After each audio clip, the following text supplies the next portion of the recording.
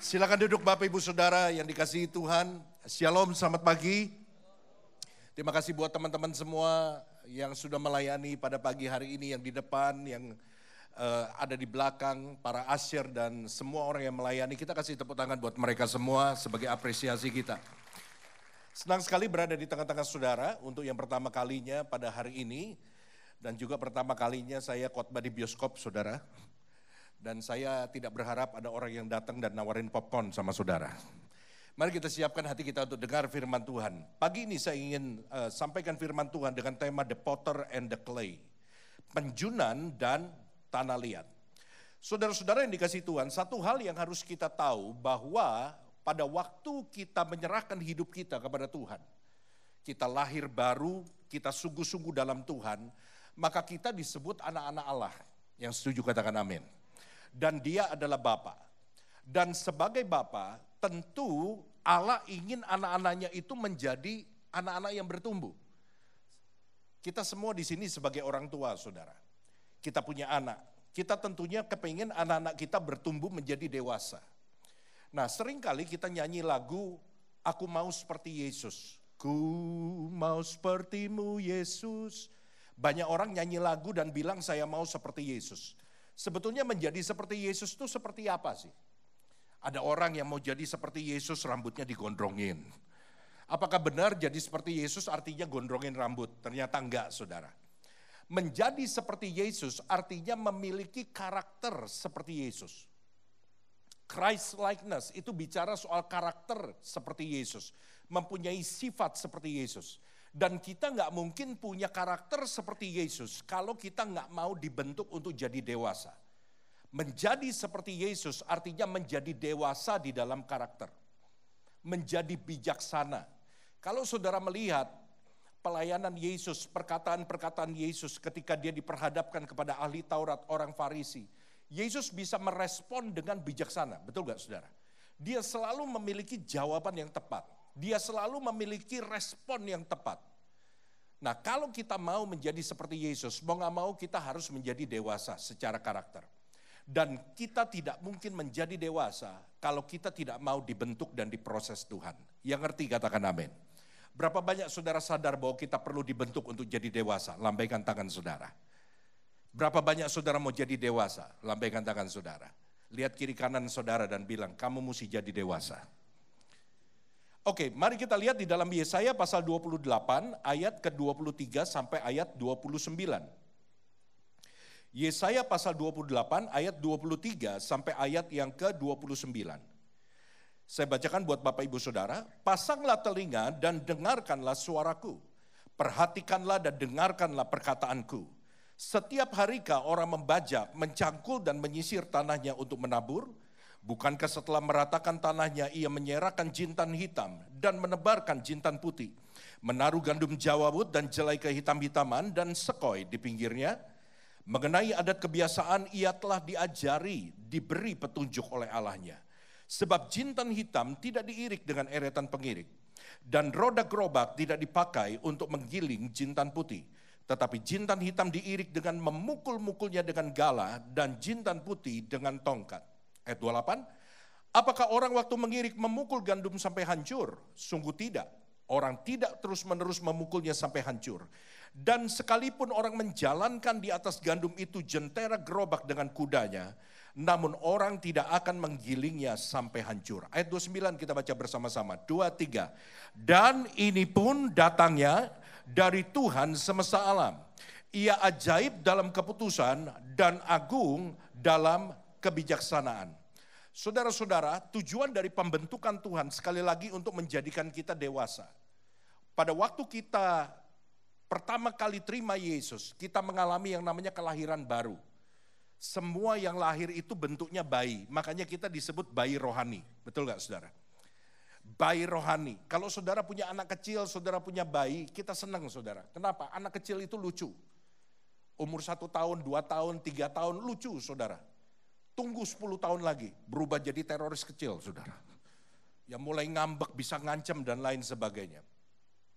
Tetapi kalau saudara udah 17 tahun, karakter saudara seperti anak umur 4 tahun, itu udah gak lucu lagi.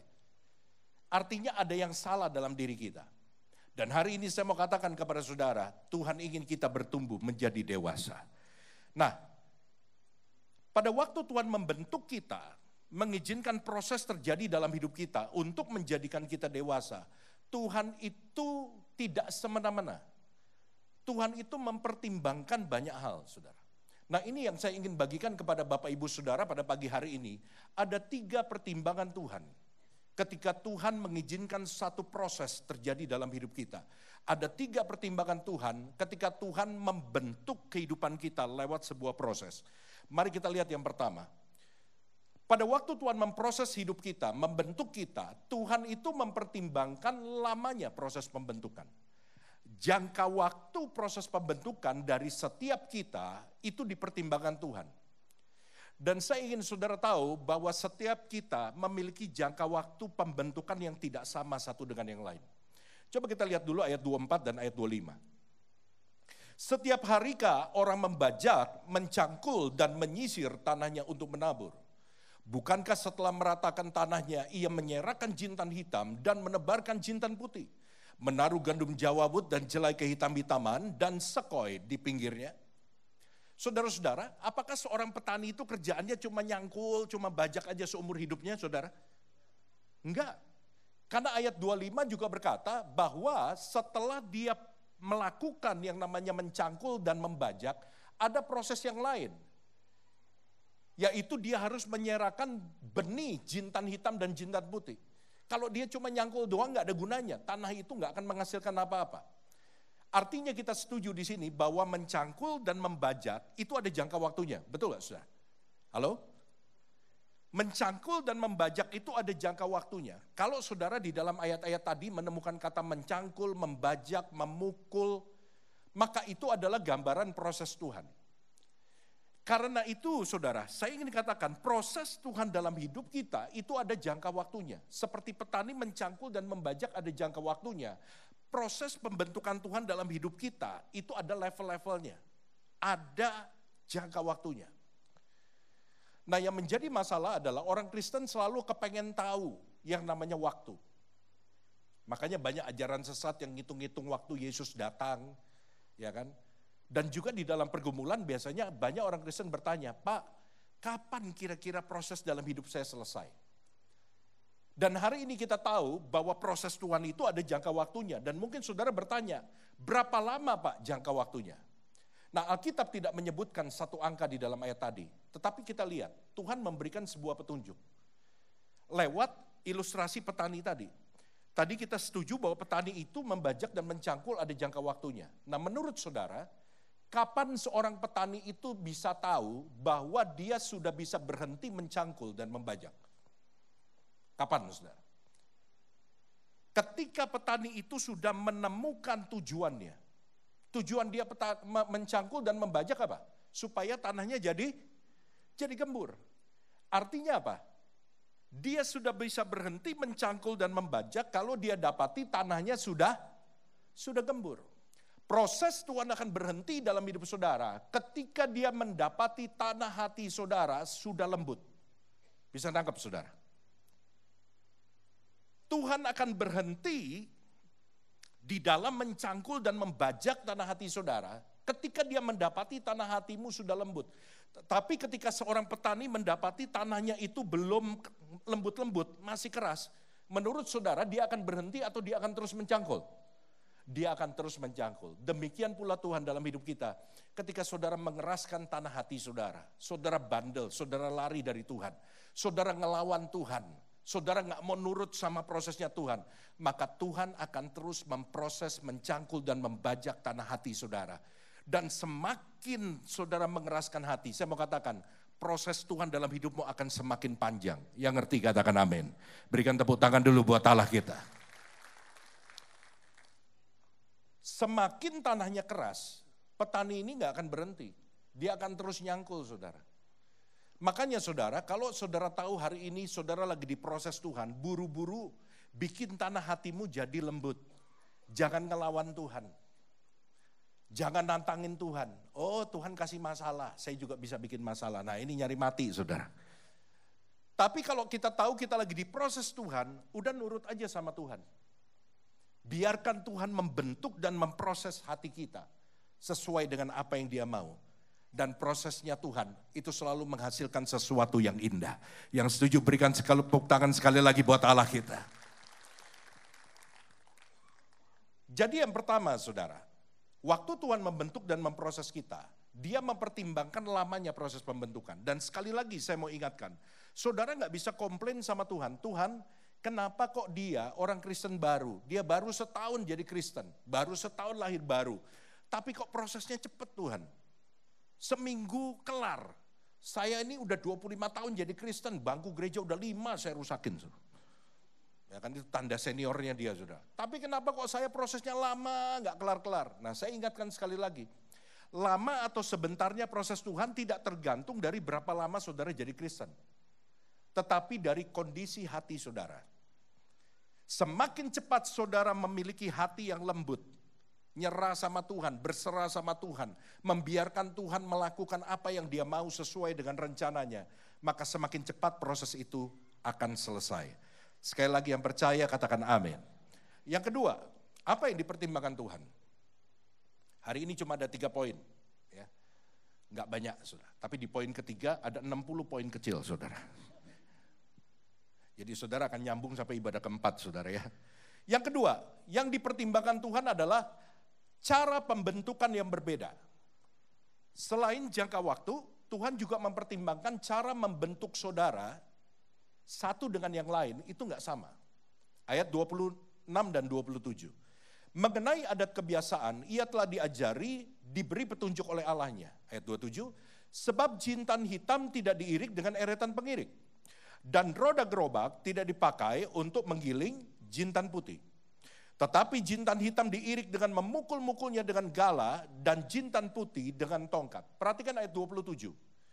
Yang dibicarakan di sini adalah sama-sama jintan. Tapi ada 2 jenis jintan di situ, yaitu jintan hitam dan jintan putih. Kalau saudara perhatikan ayat 27 ini, apakah jintan hitam dan jintan putih itu diproses dengan cara yang sama, saudara? Halo? Enggak. Walaupun bahan dasarnya sama-sama jintan, tetapi ternyata jintan hitam dan jintan putih itu memiliki karakter yang berbeda. Sehingga mereka tidak bisa diproses dengan cara yang sama. Coba saudara lihat kiri kanan depan belakang saudara. Sama-sama orang bukan? Kita semua sama-sama manusia, ciptaan Tuhan. Tetapi sadarkah saudara bahwa setiap orang di tempat ini itu memiliki karakter yang berbeda-beda. Enggak sama. Ada yang mungkin seperti jintan hitam, ada yang mungkin seperti jintan putih. Karena kita memiliki karakter yang berbeda-beda, maka Tuhan tidak bisa membentuk kita dengan cara yang sama. Bisa ngerti? Tuhan akan membentuk kita sesuai dengan karakter setiap kita. Dan cara yang Tuhan pakai untuk membentuk kita sesuai dengan karakter kita, itu adalah cara yang paling tepat untuk memproses kehidupan saudara dan saya. Yang ngerti katakan amin. Jadi sekali lagi saudara gak bisa komplain sama Tuhan. Kenapa Tuhan bentuk dia, proses dia kok caranya enteng banget, masalahnya kecil, saya kok masalahnya besar. Gak bisa. Karena Tuhan tahu karakter kita. Tuhan tahu bahwa kita gak bisa diproses dengan cara yang lembut, mesti pakai cara yang keras. Tapi Tuhan juga tahu orang ini gak usah diproses dengan cara yang keras, karena hatinya lembut. Jadi Tuhan gak akan pakai cara yang itu. Tuhan akan pakai cara yang paling sesuai dengan karakter saudara dan saya. Tuhan tahu, oh itu bapak, mukanya garang, kumisnya melintang. Wah, muka kayak satpam, serem. Tapi ternyata hatinya Hello Kitty. Hatinya lembut, makanya Tuhan gak pakai cara yang keras. Dijewer aja udah bertobat. Tapi Tuhan juga tahu, oh ibu ini wajahnya kayak malaikat, tapi hatinya malaikat pencabut nyawa. Ini gak bisa pakai cara yang pelan-pelan, Tuhan pakai cara yang lebih keras. Tapi prinsipnya yang saudara harus ngerti adalah, Tuhan tahu cara yang paling tepat untuk membentuk kita, karena Dia Bapa yang mengenal setiap karakter anak-anaknya. Berikan tepuk tangan buat Allah kita. Nah saudara-saudara, karena caranya beda-beda, Tuhan itu juga memakai sarana yang berbeda-beda. Ada banyak sarana yang bisa dipakai Tuhan karena Dia Maha Kuasa. Tapi saya berikan 3 sarana yang umum. yang dipakai Tuhan untuk membentuk setiap kita. Sarana yang pertama namanya adalah masalah. Tuhan pakai masalah untuk membentuk kehidupan saudara dan saya. Kenapa? Karena Tuhan tahu ada orang-orang yang sensitif dengan masalah. Kalau dia kena masalah, dia ingat Tuhan. Nggak usah lihat sebelah saudara. Ada orang-orang yang gampang balik lagi berdoa. Ada orang-orang yang gampang balik lagi ke gereja kalau dia kena masalah. Kalau nggak kena masalah hidupnya di luar Tuhan. Oh, menikmati hidupnya. Tapi begitu kena masalah dikit stres dia. Tuhan tolong datang lagi ke gereja. Tuhan tahu, oh Bapak ini kalau kena masalah dia balik lagi ke gereja. Dan bukan hanya Tuhan yang tahu, gembala juga tahu. Kalau ini orang datang pasti lagi punya masalah. Kalau minggu depan dia datang lagi, ini kayaknya rada berat masalahnya. Jadi berat ringannya masalah nih Bapak tergantung dari berapa lama dia stay di gereja sudah. Jadi Tuhan akan pakai masalah untuk memproses kehidupan setiap kita. Dan masalah yang Tuhan izinkan itu di dalam sepengetahuannya Tuhan. Dan di dalam kendalinya Tuhan untuk membentuk hidup kita. Tapi ada orang-orang yang gak mempan lewat masalah. Tuhan pakai sarana yang kedua. Sarana yang kedua yang dipakai Tuhan adalah orang-orang di sekitar kita. Pertanyaannya, siapa orang-orang yang dipakai Tuhan untuk membentuk kita? Saya ingatkan satu ayat, besi menajamkan besi, manusia menajamkan sesamanya. Kalau dua tangan saya ini ibarat besi, supaya besi bisa menajamkan besi, apakah posisinya begini saudara? Enggak, dia mesti begini, betul? Dia mesti dekat. Artinya apa? Kalau ini dua tangan ini ibarat orang, supaya orang-orang ini bisa menajamkan sesamanya, dia harus dekat.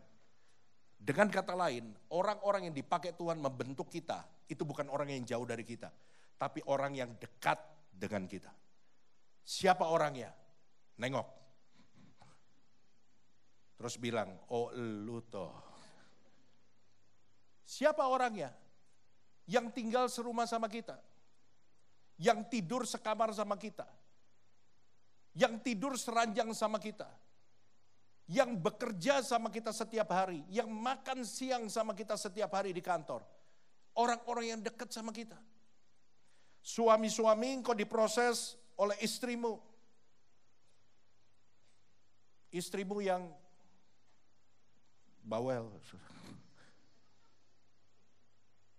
Yang susah dimengerti perkataannya. Wanita tuh gak gampang ngertiin perkataannya. Maaf ya ibu-ibu ya. Saya bukan nanti ibu-ibu, istri saya juga ibu-ibu. Tapi saya belajar dari pengalaman. Mengerti perkataan wanita itu gak mudah.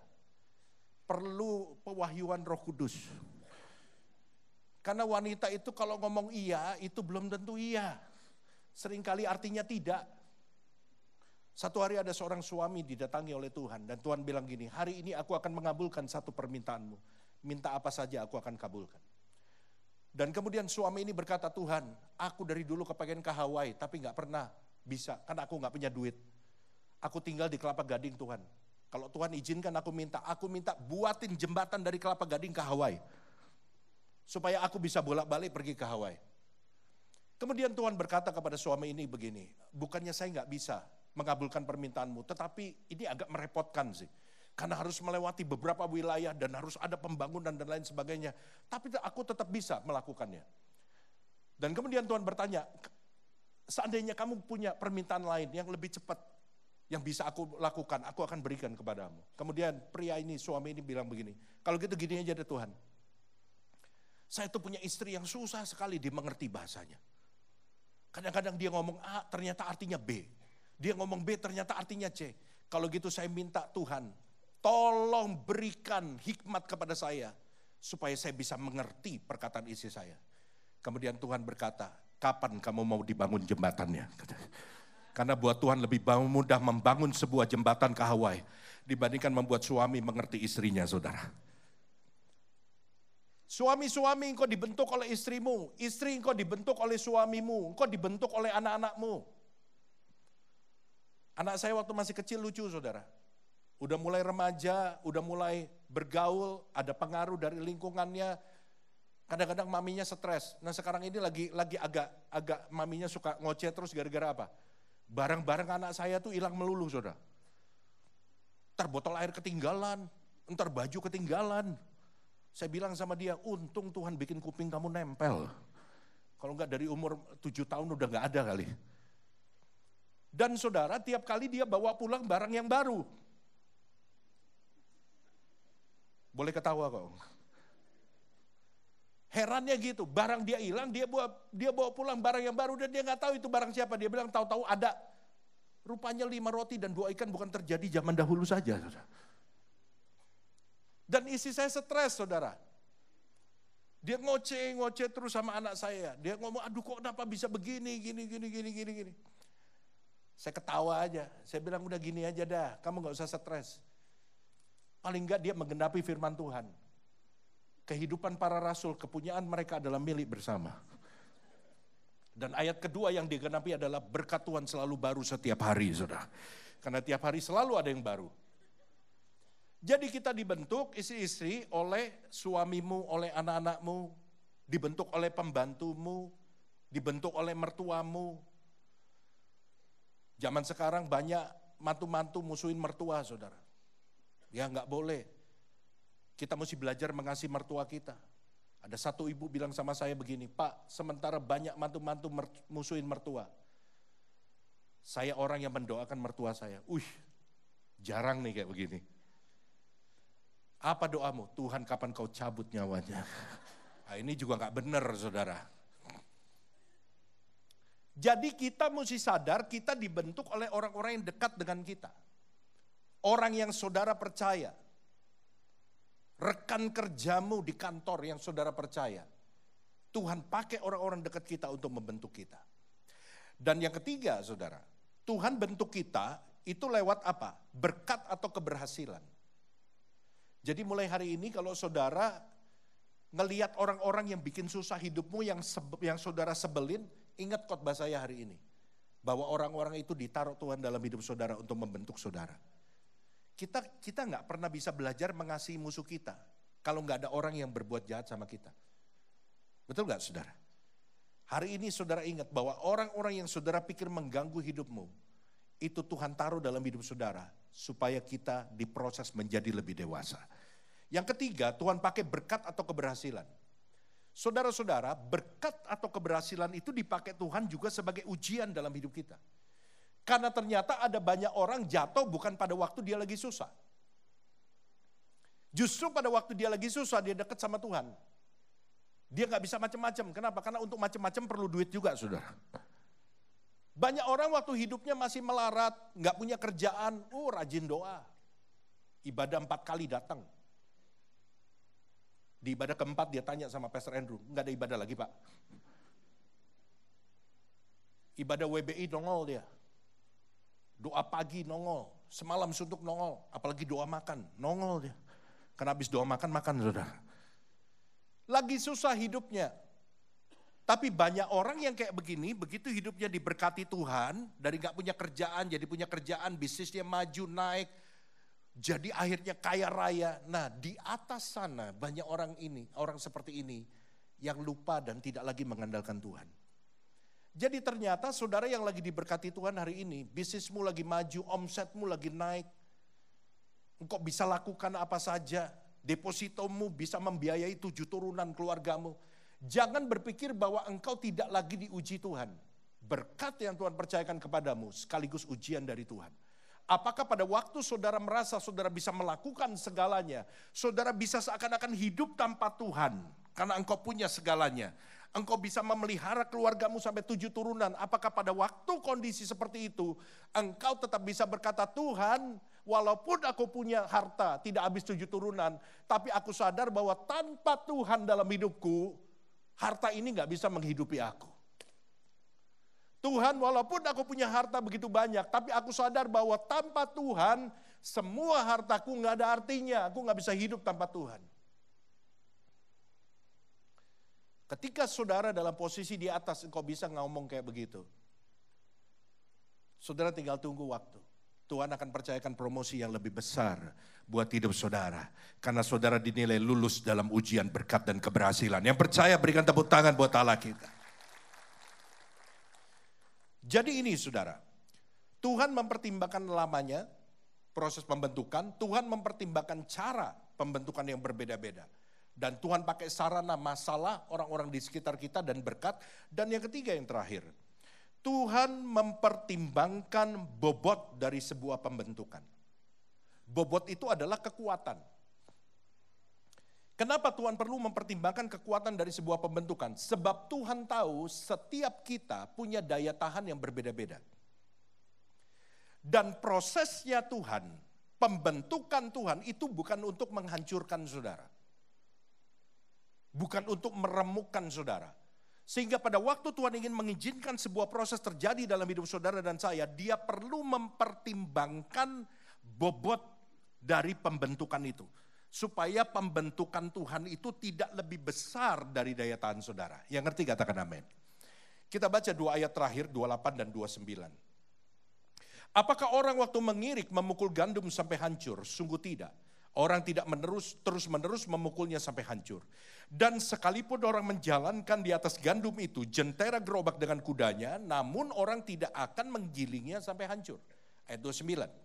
Dan ini pun, apa yang dimaksud dengan ini pun? Semua proses tadi, memukul, membajak, mencangkul, menggiling, meratakan dan lain sebagainya, datangnya dari siapa? Dari Tuhan semesta alam. Dan ini berita baiknya.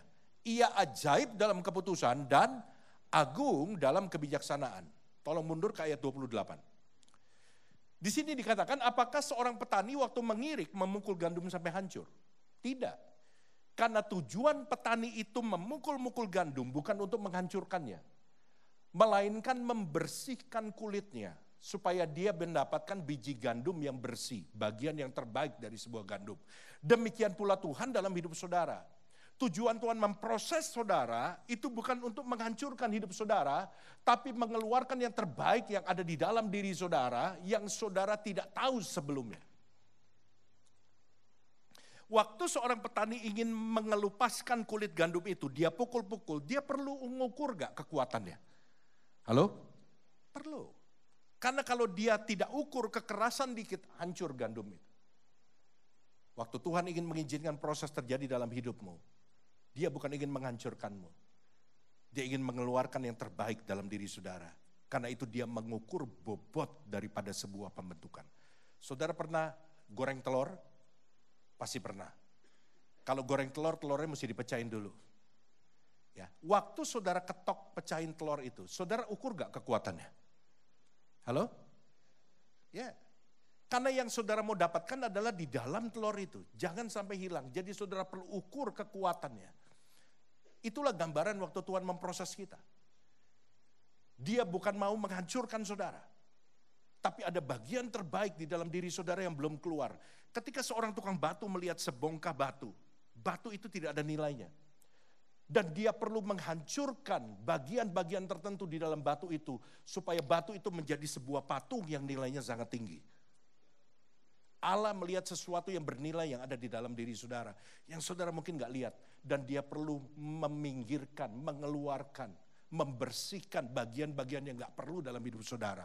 Dia perlu membentuk saudara supaya saudara jadi pribadi yang value-nya tinggi. Yang percaya berikan tepuk tangan buat Allah kita. Saya pengen kita lihat satu video saudara. Video ini saya ambil, saya udah edit dari sebuah acara namanya Korea Got Talent. Ada seorang anak yang ada di babak pertama di acara Korea Got Talent ini. Anak ini dari seorang anak yang latar belakangnya luar biasa yang nanti akan diceritakan. Tapi sekarang dia menjadi orang yang luar biasa. Coba kita lihat klip ini bersama-sama. Oke. Jurinya bertanya, waktu saya lihat formulir pendaftaran kamu, kenapa bagian keluarga kamu gak isi? Saya tinggal di rumah yatim piatu sejak umur 3 tahun, dan waktu saya umur 5, saya kabur karena saya digebukin orang di sana katanya. Bagaimana kamu hidup sejak kamu lari dari panti asuhan? Saya jualan permen karet dan minuman di jalan, dan saya hidup seperti itu selama 10 tahun. Apakah kamu tinggal dengan seseorang? Tidak, saya tinggal sendiri. Sejak umur 5 tahun dia tinggal sendiri. Saya hidup seperti itu selama 10 tahun. Dan waktu berlalu begitu cepat, saya tidur di tangga darurat dan di toilet umum. Selama 10 tahun, waktu berjalan cepat sekali. Saya mengalami banyak hal buruk dalam hidup saya. Seperti saya pernah dijual ke satu tempat. Dan satu kali ketika saya sedang jualan permen karet di sebuah nightclub, saya melihat ada penyanyi di atas panggung. Dan biasanya nightclub itu punya musik yang sangat bagus. Dia sangat kagum dengan penyanyi itu dan sejak itu dia hobi menyanyi.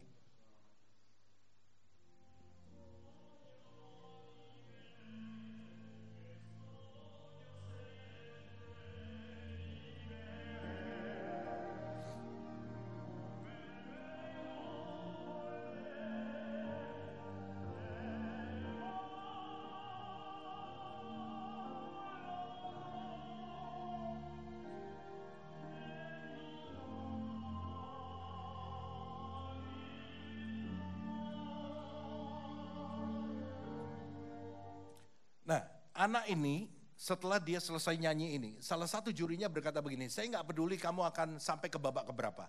Tapi setelah ini saya akan carikan kamu guru vokal terbaik di Korea dan saya akan bayarin kamu untuk les. Anak ini lewat satu babak demi satu babak sampai akhirnya dia masuk grand final. Tapi di grand final itu dia kalah oleh seorang penari, dia jadi juara kedua. Tapi itu nggak mengapa. Sebab dari seorang yang tidak diketahui dan tidak dikenal, anak ini sekarang terkenal dan sudah membuat puluhan album. Saudara-saudara yang dikasihi Tuhan, kalau kita lihat latar belakang kehidupan anak ini, kita akan mikir, saya waktu lihat film ini saya mikir, saudara, kok ada orang yang hidupnya semenderita kayak gitu. Sejak umur 5 tahun dia mesti survive untuk hidup sendiri.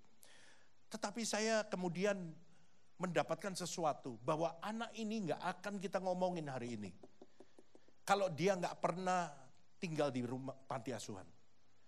Anak ini gak akan sampai ke titik ini, saudara. Kalau dia nggak pernah digebukin orang umur 5 tahun dan dia mesti lari. Anak ini nggak pernah sampai ke titik di mana dia ada sekarang. Kalau dia nggak pernah jualan permen karet dan minuman di jalan. Kalau dia nggak pernah tidur di tangga darurat dan di toilet umum setiap malam selama 10 tahun. Tetapi saya mau katakan kepada saudara bahwa panti asuhan digebukin orang, jualan minuman di jalan, tidur di toilet umum dan tangga darurat. Itu adalah batu-batu yang Tuhan susun dalam hidupnya. Dia gak bisa loncat, dia harus lewatin batu-batu itu. Dan ternyata Tuhan tahu bahwa dia bisa lewatin semuanya. Kenapa? Karena Tuhan mengukur bobot dari sebuah pembentukan.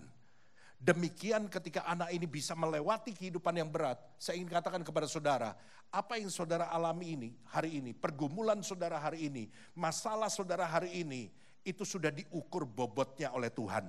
Itu tidak lebih dari kekuatan saudara, itu tidak akan menghancurkan saudara, tapi itu akan mengeluarkan yang terbaik dalam diri saudara.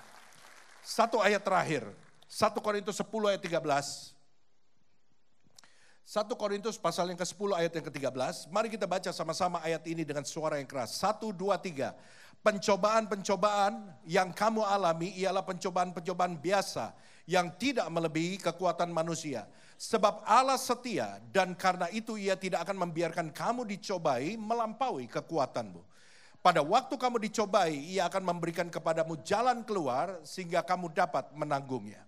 Saudara perhatikan dari alinea yang kedua, mulai kata sebab Allah setia. Sebab Allah setia dan karena itu ia tidak akan membiarkan kamu dicobai melampaui kekuatanmu. Kata melampaui berarti ada batas yang harus dilewati.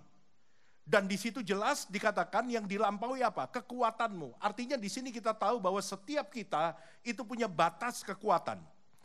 Namun yang lebih penting adalah begini, bahwa Tuhan janji persoalan saudara, pergumulan saudara, masalah saudara tidak pernah melampaui batas kekuatanmu.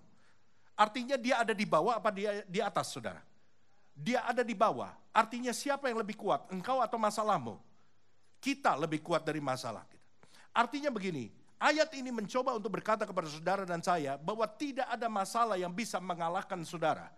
Tidak ada masalah yang lebih kuat dari saudara. Karena masalah itu tidak pernah lebih besar daripada batas kekuatan saudara. Masalah yang saudara alami hari ini itu selalu lebih lemah dibandingkan kekuatan saudara. Artinya Tuhan ingin kasih tahu sama saudara pagi hari ini, engkau selalu bisa menang atas setiap pergumulan yang terjadi di dalam kehidupan saudara. Engkau nggak akan pernah bisa dikalahkan oleh setiap pergumulan yang terjadi dalam hidup saudara. Jangan katakan masalah ini terlalu besar buat saya, karena masalahmu nggak pernah lebih besar daripada kekuatanmu. Jangan katakan masalah ini akan menghancurkan hidup saya. Tidak ada masalah yang bisa menghancurkan hidupmu, sebab engkau diberi kekuatan yang lebih besar dari segala pergumulanmu. Hari ini berhenti untuk mengatakan hal-hal yang seperti itu. Tapi setiap pagi katakan, hai masalah engkau dengar, engkau gak akan pernah bisa menang. Engkau gak lebih kuat dari aku. Engkau tidak akan pernah bisa mengalahkanku. Sebab aku yang akan mengalahkan engkau. Sebab engkau tidak pernah melebihi batas kekuatanku. Waktu Tuhan memproses saudara, Tuhan yang maha bijaksana mengukur bobot. Dia tahu batas kekuatanmu sampai berapa. Karena itu dia perlu ukur bobotnya. Supaya proses yang Tuhan izinkan terjadi tidak lebih besar dari batas kekuatanmu. Supaya engkau tahu bahwa engkau selalu bisa menang atas masalahmu. Hari ini belajar untuk bersandar sama Tuhan dan percaya kepada firman Tuhan. Yuk mulai besok, mulai hari ini, jangan mulai besok. Ketika kita keluar dari pintu ini di jalan kita bilang, hai masalahku, aku akan mengalahkan engkau. Hai pergumulan dalam hidupku, engkau gak pernah lebih kuat dari aku. Selama ini engkau bohongi aku.